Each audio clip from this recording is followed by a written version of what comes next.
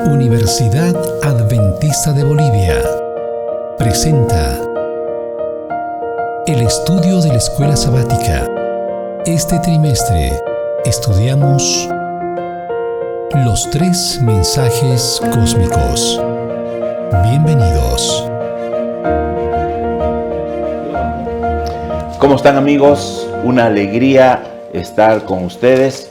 Un saludo desde Cochabamba, el corazón no solamente de Bolivia, sino el corazón de Sudamérica, desde la Universidad Adventista de Bolivia. Nos encontramos juntos una vez más para poder estudiar la segunda lección de este trimestre, que titula Un momento del destino. Y hoy tenemos como invitado especial a nuestro gerente general, el vicerrector administrativo de la universidad, el magíster Wesley Gazana. Bienvenido, querido Wesley. Muchas gracias, Pastor Chirocco. Un gusto compartir estos momentos, podermos recapitular aquilo que hemos estudiado durante esta semana. Y un gusto también poder entrar ahí en su hogar y participar con usted de este estudio de la Palabra de Dios. Muy bien, antes de abrir la Palabra de Dios precisamente, por favor dirígenos en una oración. Querido Dios, gracias por la oportunidad que nos da de estudiar tu Palabra y de viverla también. En este momento, Señor, que vamos a recapitular tan preciosas verdades para nuestra vida, que tu Santo Espíritu esté con nosotros, nos iluminando arriba de todo, nos mostrando, Señor, tu buena y santa voluntad para nuestra vida, en nombre de Jesús. Amén. Amén. Muy bien, amigos, vamos a dividir nuestra lección para tratar de abordar lo más que se pueda. La lección ha sido muy amplia de esta semana. Tiene que ver con el mensaje de los 3 ángeles, tiene que ver con los acontecimientos finales que estamos viviendo. Vamos a dividir en 3 partes. En primer lugar, la lección nos habla y se trata de identificar al Hijo del Hombre. En segundo lugar, vemos una cosecha y vamos a ver la cosecha de la mies, la cosecha de los frutos buenos, la cosecha de los justos en el tiempo del fin. Y finalmente terminaremos con una cosecha triste también, que es la cosecha que es echada al lagar, ¿no? Que simboliza la destrucción de los impíos. La lección titula Un momento del destino. El título es interesante, me llama la atención. ¿De qué momento estará hablando o de qué momentos se estará refiriendo? Sí, vivemos en un momento de la historia de la humanidad y de la historia del universo ímpar, un momento muy importante, aquilo que nosotros encontramos descrito de manera diferente en algunos lugares de la Biblia, pero finalmente que se refieren al mismo momento. Quizás, pastor, si podemos leer Mateo capítulo 24, que es es el primer texto que se hace referencia, 24, capítulo 14. Jesús dijo a sus discípulos, ¿no? Y este evangelio del reino será predicado en todo el mundo por el testimonio a todas las naciones y entonces vendrá el fin. Entonces Jesús está hablando aquí de 2 cosas específicas, del momento del fin de la historia de la humanidad. Así es. Y que este momento pasaría en su contexto, en el contexto del momento del fin, el mundo todo tendría conocimiento de este evangelio. Nosotros sabemos por las profecías en Daniel capítulo 8 que el momento del fin de la historia comienza justo al final de la profecía de los 2300 años. ¿Estamos hablando de qué año entonces? De 1844, ¿no? No es nuestro tema, no vamos aquí nosotros a entrar en la profecía de Daniel capítulo 8, pero esta profecía nos muestra que los 2300 años que asinalan el último periodo de tiempo profético terminan en 1844. En este momento empieza el tiempo del fin. Es decir, estamos viviendo, amigos, el tiempo del fin, el fin de la historia de la humanidad.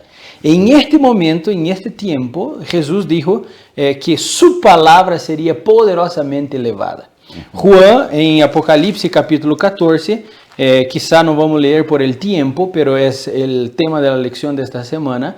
Estamos justo en el mensaje de los 3 ángeles, que se refieren al cumplimiento de esta promesa de Jesús.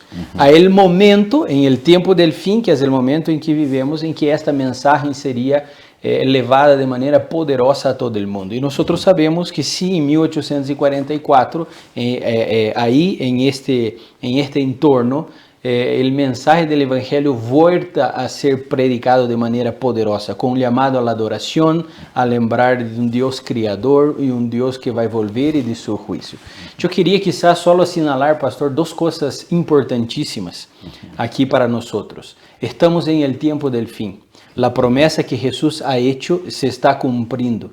Pero quizá más importante de esto es el rol que nosotros cumplimos en este ínterin. Porque nosotros somos el instrumento que Dios eligió para llevar el Evangelio. Jesús prometió a los discípulos, cuando estuviéramos en el tiempo del fin, el Evangelio va a ser llevado de manera poderosa. ¿Cómo lo va a hacer? Y a través del estudio de la palabra de Dios entendemos que Dios nos eligió, primero como personas, para levar este evangelio de manera poderosa.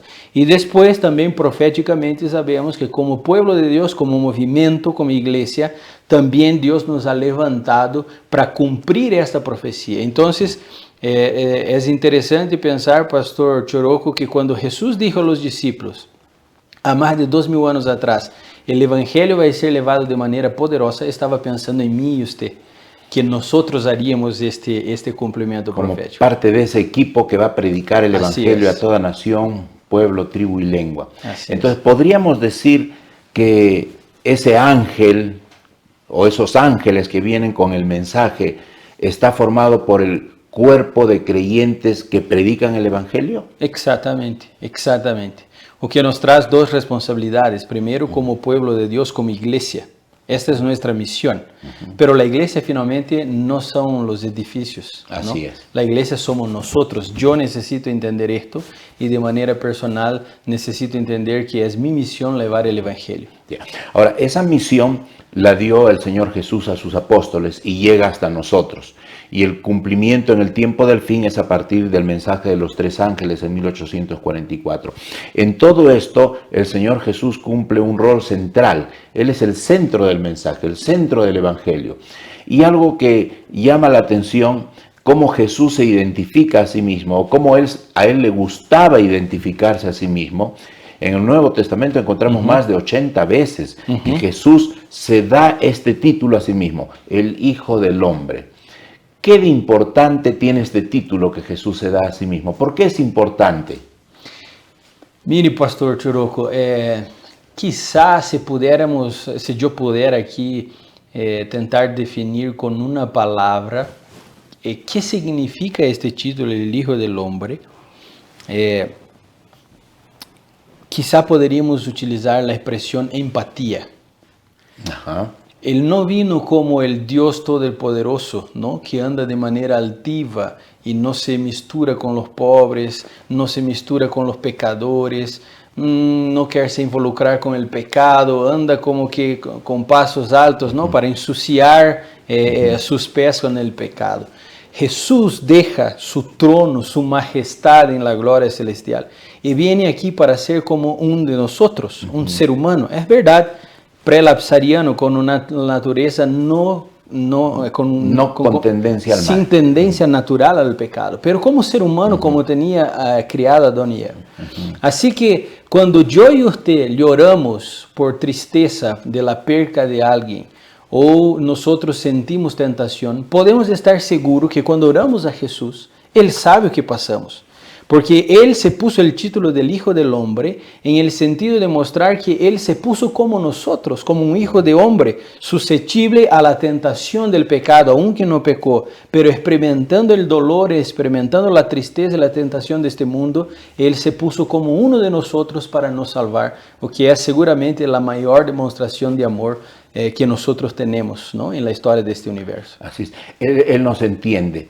Ahora, este Jesús que va a volver por segunda vez, que se anuncia en la Biblia se habla de la venida de Jesús. Exacto. ¿Es el mismo Jesús que anduvo en Nazaret hace 2000 años atrás? ¿O son personas diferentes? Un Jesús histórico de Nazaret y un Jesús divino que vuelve por segunda vez. ¿Cómo es esto? Ahí está una grande belleza del Evangelio, ¿no?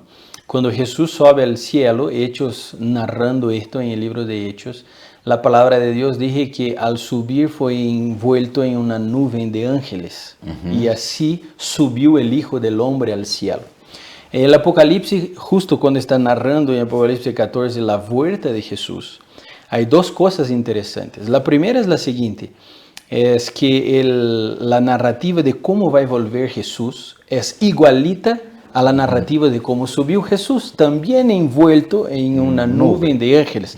Es como que Jesús tuviera subido y diga un espacito de tiempo y ya vuelvo nomás. Y ahora Jesús está volviendo, retomando aquello que estaba haciendo, que era el proceso de la salvación. Pero hay otra cosa que me llama la atención acá, Pastor Cherocco y queridos amigos, de que en el Antiguo Testamento nosotros tenemos la referencia a Dios, ¿no? A la Trinidad. Pero en muchos lugares del Antiguo Testamento, aunque tengamos la referencia que Dios ha hecho, aperturado el Mar Rojo y así por delante, ha estado con su pueblo, no se especifica cuál de las personas de la Trinidad se refiere el texto. Por ejemplo, eso habla que Dios entregó las letras de la ley para Moisés. Entonces, entendemos generalmente que es Dios el Padre. Dios el Padre, ¿no? Pero cuando vamos a Corintios, Pablo dice que aquel Dios que ha entregado la letra de la ley fue el Dios que ha morido en la cruz, que tiene el ministerio de la cruz. Entonces entendemos que de la Trinidad fue Dios Jesús quien ha hecho aquello. ¿Por qué estoy citando esto? Porque cuando la Biblia habla en Apocalipsis del Dios que volverá a nos resgatar de este mundo del pecado, no es genérica, es específica, es el Hijo del Hombre. Aquel que murió por nosotros es aquel que volverá para nos resgatar y cumplir el proceso de la salvación para con nosotros. Es el mismo Jesús que se anuncia en Hechos 1:9. Es el mismo Jesús. Ahora, es interesante lo que está diciendo Wesley, porque ese mismo Jesús que se hizo humano, que empatiza con nosotros, ¿no? Que siente dolor, tristeza, llora con nosotros, se alegra con nosotros. Ese mismo Jesús de naturaleza humana es también Jesús que tiene la naturaleza divina, que es el que dio los 10 mandamientos, el Dios que dio los 10 mandamientos a Moisés, ¿no? Entonces tenemos aquí las dos naturalezas del Señor Jesús. Ahora, este Jesús, que es el Hijo del Hombre, que es Dios Todopoderoso, que es el juez, pero al mismo tiempo que empatiza con nosotros, es el que va a declarar el juicio al final. ¿Cómo nos reconforta saber que este Jesús, que viene como juez, viene a la cosecha final, viene como juez, cómo nos reconforta saber que es al mismo tiempo el Hijo del Hombre? Mire, el Dios Todopoderoso que estuvo nos creando, ¿no? Y Génesis 1, capítulo 26, dice, hagamos a nuestra imagen. Ahí está la presencia de los tres dioses, Dios el Padre, Dios el Hijo y del Espíritu Santo. Nos ha creado. El creador del universo decidió venir y morir por nosotros, empatizó con nosotros a punto de hacer ser pecador, de dejar la gloria divina que le daban los ángeles a él para recibir la humillación de sus criaturas. Nos amó a este punto, ahora está participando de nuestro juicio en el cielo, intercediendo por nosotros, siendo nuestro abogado, ¿no? Una autora cristiana, Ellen White, tiene una frase muy bonita. Ella dice que el momento que el hombre es ahí juzgado perante el tribunal divino, Jesús se presenta por nosotros, ¿no? Y ella usa la expresión como que Cristo dice, fue por este que morí. No es que no tenemos pecado, somos pecadores, pero Jesús murió por nosotros, por amor a nosotros. Y ahora es este mismo Dios que vendrá para dar el juicio, la ejecución del juicio divino, es quien va a dar la sentencia por nosotros. Ahora, Pastor Cherocco, si la intención de Jesús fuera nos punir como seres humanos por pecadores, no tendría venido a morir por nosotros. Claro. Entonces, estamos seguros de que sus intenciones son solo de amor, solo de resgate para morir por nosotros. Creónos por amor, murió por nosotros por amor, está en nuestro juicio intercediendo por nosotros por amor, y vendrá amando a nosotros también dar el galardón y la consecuencia de nuestra vida, ¿no? Así es. Qué buena noticia sería para un acusado, vamos a suponer que yo soy acusado, y tengo mi abogado que empatiza conmigo, me va a defender, y de pronto cuando llega la hora del juicio a mi abogado lo nombran juez. Tendría al juez a mi favor, ¿verdad? Entonces es reconfortante saber que este Jesús, que es mi intercesor, que empatiza conmigo, también va a ser juez cuando venga por segunda vez para dar la recompensa a cada uno, ¿no? En el juicio ejecutivo.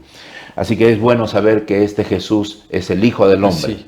Y Él me ama. Y Él nos ama y dio su vida por nosotros, ¿no? Creo que ese es el centro del Evangelio. Y este es el mensaje que los 3 ángeles salen a predicar al mundo entero. Y esos 3 ángeles está constituida por la iglesia. Yo ahora me recuerdo, pastor, de una historita, me vino a la mente, de un joven que tenía cometido un delito no muy grave, pero su contexto de vida era muy triste y fue llevado a cometer el delito, no por ser un delincuente, pero por necesidad. El juez se compadece de él, pero aún así tenía que ser justo. Y entonces el juez le da la sentencia y él necesitaría pagar si quisiera no ir al cárcel, ¿no? Por su fianza. Y el joven dije, yo no lo puedo pagar, voy a ir al cárcel. Y entonces en esta historia, la historia dije que el juez dije, bueno, yo no puedo anular su sentencia. El crimen que ha cometido, aunque no por maldad, por necesidad, es digno de cárcel. Pero yo puedo pagar por su fianza, por su fianza. Y entonces en esta historia el juez paga la fianza para que el joven pueda no ir al cárcel y tener libertad. Es más o menos lo que pasa con nosotros, ¿no? Dios es justo, Él no puede anular el juicio, Él no puede dejar con que todos vivan como si todos tuvieran vivido de manera igual. No puede dejar que el pecado prospere, Él tiene que juzgar y dar al pecado su consecuencia, pero al mismo tiempo nos ama tanto que está dispuesto a pagar el precio por su propio juicio y ya lo ha hecho a morir por nosotros para que nosotros pudiéramos tener la vida eterna nuevamente, ¿no? Ese fue el precio, ese es el costo que Dios nos da. Valemos la sangre de Cristo. Exactamente. Ahora, en Apocalipsis, hablando ya de la cosecha, se habla de la mies, se habla de la cosecha de la mies, y ahí se habla en Apocalipsis 14, 15 y 16, se habla de el desarrollo en la vida cristiana. ¿Cómo se produce el desarrollo en la vida cristiana? Nosotros miramos en la lección de esta semana la palabra perfección, ¿no? El plan de Dios es que nosotros seamos perfectos. Esto es complicado, la verdad es que necesitaríamos de bastante tiempo si quisiéramos dejar bien claro, porque cuando hablamos de perfección caímos a veces en el riesgo del perfeccionismo, de la santidad, de que yo sea un ser sin pecados, de que yo sea casi un Jesús en la tierra, ¿no? Pero no es este concepto que la palabra de Dios habla y la lección trata. La perfección que Dios espera de nosotros sería algo como un ejemplo que podríamos tomar cuando una pareja decide tener hijos, la esposa está embarazada y van a hacer los exámenes y ahí hace quizás su primero examen de ecografía, etc. La pareja está generalmente muy ansiosa por 2 informaciones. La primera es el sexo, ¿no? Si va a ser hombre o mujer. Hombre o mujer, pero esta generalmente no se da en la primera ecografía. Pero en la primera ecografía se responde a la segunda ansiedad. ¿Es perfecto? ¿Y ahí qué se entiende por perfecto con el feto? Y esto mismo se eleva hasta el momento quizás del parto, ¿no? Cuando nace el bebé y el médico dice, está aquí y es perfecto. No quiere decir el médico que es perfecto, que es el ser humano perfecto, tiene ahí la simetría de Mona Lisa, ¿no? Es el bebé más bonito de la humanidad. No es esto, quiere decir que él es sano, está sadio y puede crecer para el momento en el que de manera está adecuada. Exactamente. Entonces la perfección de que trata el Evangelio no es la perfección de no tener pecados, es la perfección de ser sano, ser sadio. Dentro de mi estágio de crecimiento espiritual con Dios, yo estoy evoluindo, teniendo mi carácter transformado a imagen y semejanza de Jesús, para que yo pueda volver nuevamente a vivir en la eternidad y en el mundo perfecto. Este es un proceso de crecimiento espiritual y en cada fase yo voy viviendo esta sanidad en este sentido de la perfección. Quiere decir entonces, subrayando lo que estás diciendo, Wesley, que en cada etapa de la vida del desarrollo cristiano podemos ser perfectos. Así es, ¿no? Dentro de ser sanos, no sin pecados, no santarrones, como dije ahí, pero de que yo estoy sadio espiritualmente, estoy dentro del proceso de la evolución necesaria para aquella etapa de mi crecimiento espiritual, ¿no? Y en eso consiste la perfección en la Biblia, ¿no? Bíblicamente hablando, la perfección es dinámica. En el concepto popular que está basada en la filosofía griega clásica, perfección es un estado inamovible, donde uno ya no puede progresar más, no puede avanzar más. Pero en la Biblia uno puede ser perfecto y seguir perfeccionándose, ¿no? Así es. La perfección cristiana. Ahora, en la cosecha de la mies están los perfectos, o sea, los que están creciendo en Cristo. Pero hay otra cosecha. Hay otra cosecha en los versículos del 17 al 20, ¿no? Apocalipsis 14, del 17 al 20, se habla de otra cosecha. No solamente la mies es cosechada, que estaría representada por los justos, por los que están perfeccionándose, sino también hay una cosecha de una uva que se echa en el lagar y que representa la sangre y representa a los impíos, ¿no? En esta cosecha. ¿Qué representa el lagar? ¿Qué representa esas uvas que van al lagar? Hay un dicho, vais hasta necesitar ayudarme ahora, Pastor Choroco. A ver. Lo conozco en portugués, pero no estoy seguro en español. Pero en portugués voy a intentar hacer aquí una traducción libre, ¿no? Hay un dicho muy famoso que dice así: el que semilla viento cosecha tempestad. Sí, el que siembra viento siempre ve cosechas tempestades. Cosecha es igual. Tempestad. Solo es que decir, en portugués está un poco mal hablado, nada más. Pero es bien. lo mismo. Entonces, mire, este dicho trae una lección de vida y que es extremadamente adecuada a la verdad bíblica. Puedes hacer lo que quiera, amigo, de tu vida. Puedes tomar la decisión que quiera, puedes elegir el camino que quiera. Pero el camino que elijas va a traer su cosecha, ¿no?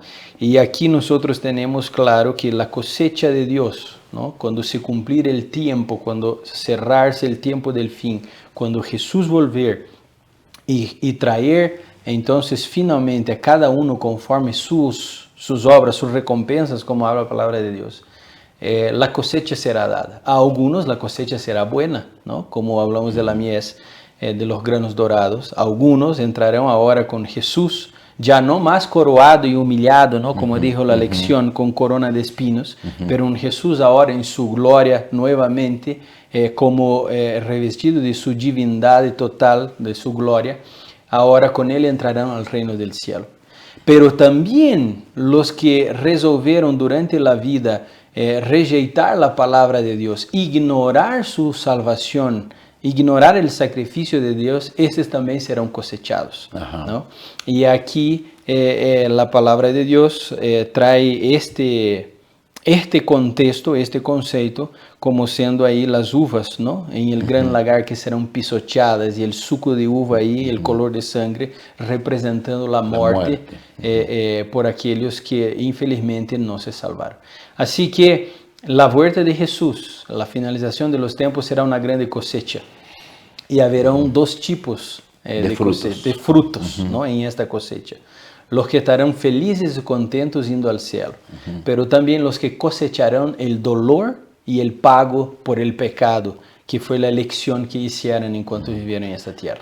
Claro, la Biblia dice que todo lo que el hombre segare, todo lo que el hombre sembrare, eso también segará, ¿no? La cosecha viene como en forma natural en base a lo que uno siembra.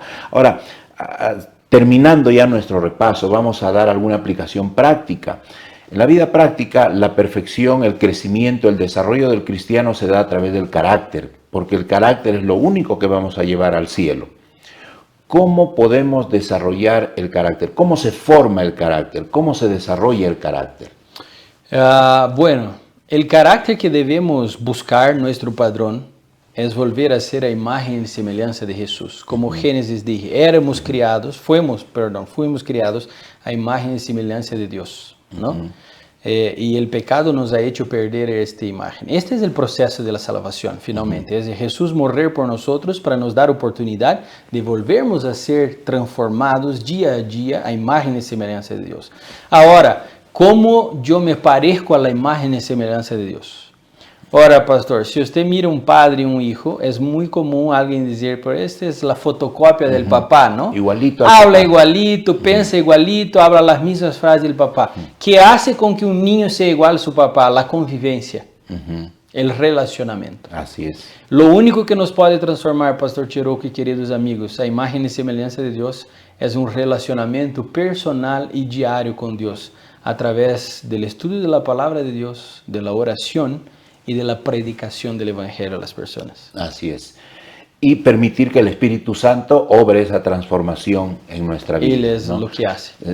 Y eso se va a manifestar de manera práctica con la toma de decisiones, ¿no? La vida está llena de decisiones, la vida está llena de hábitos también. Cada hábito pequeñito que vamos formando a través de las decisiones que tomamos van formando nuestro carácter, y que sea el Espíritu Santo quien dirija ese proceso, ¿no?, de transformación de nuestro carácter. Amén. Muchas gracias, Wesley, por haber estado con pastor. nosotros en este repaso de la lección número 2. Queridos amigos, los invitamos para que no dejen de estudiar la próxima lección, la lección número 3, que titula El Evangelio Eterno. Y si usted, amigo, no tiene su lección y quiere estudiar con nosotros, repasar la próxima semana, le invitamos a que se acerque a la iglesia adventista más cercana y pida ahí una lección, la lección de la escuela sabática. Nos toca estudiar entonces para la próxima la lección número 3, el Evangelio Eterno. Ha sido un gusto estar con ustedes, muchas gracias por acompañarnos y vamos a despedirnos con una oración. Si me permiten, vamos a orar. Padre nuestro que estás en los cielos, te estamos muy agradecidos, Señor, en primer lugar porque tú eres nuestro Creador, eres nuestro Salvador, tú también tienes nuestra naturaleza, te hiciste uno con nosotros y nos comprendes, nos entiendes, simpatizas y empatizas con nosotros. Gracias, Señor, porque tú eres nuestro intercesor y nos has confiado la tarea, la linda responsabilidad de compartir el Evangelio con otras personas, cumpliendo el mensaje de los 3 ángeles. Te agradecemos, Señor, porque tú eres ese juez que va a venir por segunda vez para dar sentencia y recompensa a cada uno de acuerdo a sus obras. Te pedimos, Señor, que tú nos ayudes a poder crecer cada día a través del trabajo de tu Santo Espíritu, que nuestro carácter pueda ser transformado para ser semejante al tuyo y ser parte de esa cosecha de la mies, del grano de oro, que podamos estar en ese grupo de salvados. Bendice a tu pueblo, bendice a tu iglesia, bendice a nuestros amigos que nos acompañan. En el nombre de Jesús, amén. Amén.